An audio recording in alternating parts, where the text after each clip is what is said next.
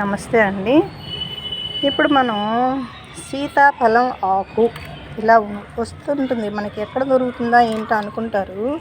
వీటికి ఎరువుకి కూడా ఉపయోగపడుతుందండి.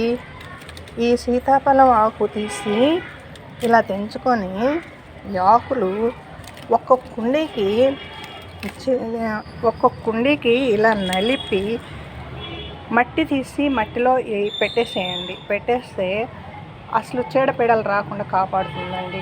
ఈ ఆకు చెట్లకు కూడా మంచి బలం ఎరువుగా అవుతుంది.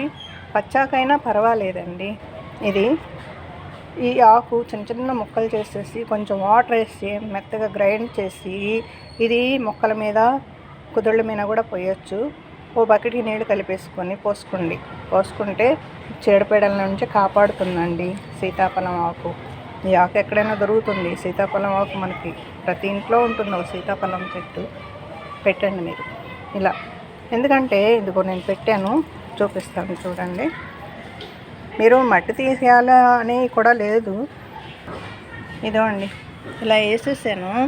ఇదంతా అట్లా వేసిన తర్వాత 4 రోజులు పోయిన తర్వాత మట్టి తీసేసి మట్టి అడుగులో ఇది వేసేసి మట్టి కమ్మేసేయండి. చక్కగా ఇలా వస్తాయండి. దీని చీడపీడలు అంటుకోవు. బలం, ఎరువు అన్నీ తయారవుతాయి. చూసారా జినియా ఎంత బాగుస్తుందో. ఇదండి ఇలా పెట్టుకోండి. అన్నీ ఇది అది అని కాదండి. మనం జ్యూస్ తీసుకున్న తొక్కలన్నీ కూడా వేసేసేయండి. ఇలా బాగా వస్తున్నాయి. మీరు కూడా వేసుకోండి. మనం యాపిల్ తింటాము.